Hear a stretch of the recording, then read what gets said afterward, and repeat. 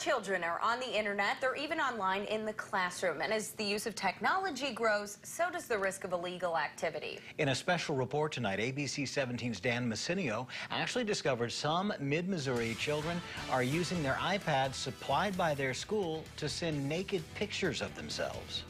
In Missouri, it is a felony for a minor to send another minor a naked picture. It's considered promoting or distribution of child pornography. Boone County Cybercrime Task Force tells me officials usually don't charge these teens with the felony. Most likely, officials will send the teen to the juvenile office and contact their parents.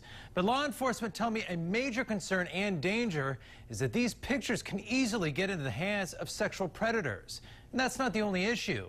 Officials tell me these students are also using the iPads to watch pornography. The vast majority of behavior problems in the classroom involve minor breaches of discipline. Educators in today's technology-driven classroom are concerned less about slingshots and more about a growing problem in many school districts: sexting. This is an epidemic, and they're doing it on any device. More and more teenagers around mid-Missouri are using school-issued iPads in the classroom. It gives them the knowledge and the technology to get their work done quicker and a lot better. It seems to come in handy when it comes to doing schoolwork, and I support it totally. Many parents say the iPad is a great addition to a student's education, but some students use the technology for something other than learning. And they're sexually graphic conversations, and then it usually turns into naked pictures of themselves. Detective Perkins says the issue of sexting is more pervasive than schools and parents might think.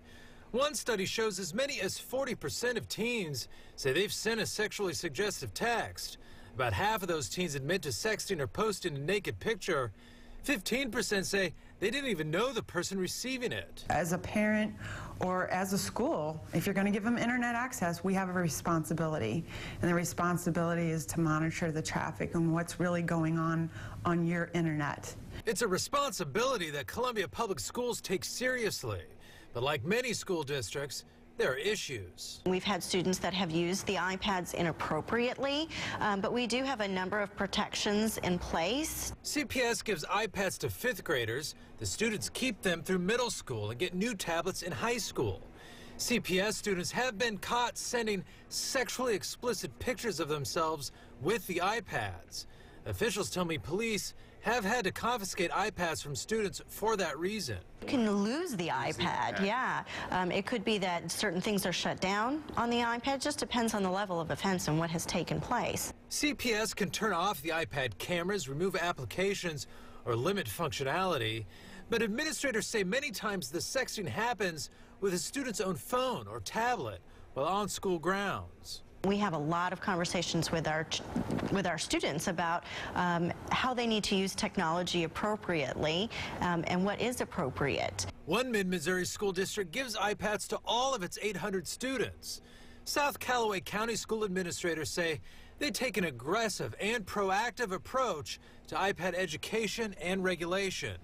We've decided to take a much greater stance. It'll be a much bigger part of our school day, and it'll be every year for every student.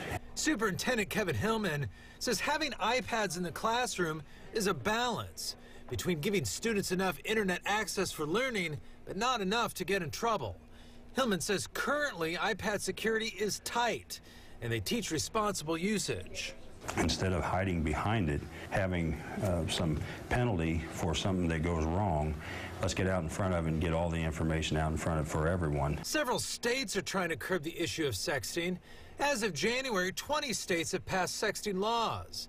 Everything from charging minors with a misdemeanor to requiring them to attend counseling. Missouri has no such law, but a few legislators are pushing for texting education. You send the wrong text message, the wrong picture, and once those things go out to like the World Wide Web, they're out there forever, and they can come back and get you in trouble later in your life. House Bill 501, co-sponsored by Representative Clem Smith from St. Louis, says the bill would add information about online predators and the consequences of inappropriate text messages to sex ed classes. This is a problem that's not going to go away.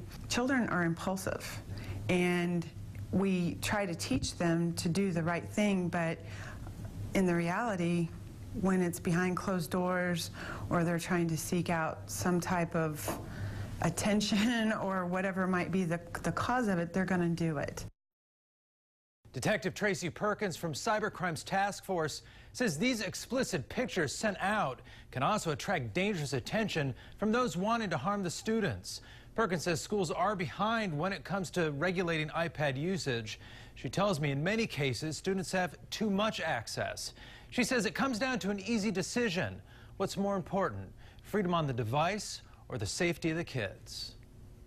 Dan, thank you. And House Bill 501 that was mentioned in the story there has passed the House of Representatives. If it passes the Senate, of course, it goes on to Governor Nixon.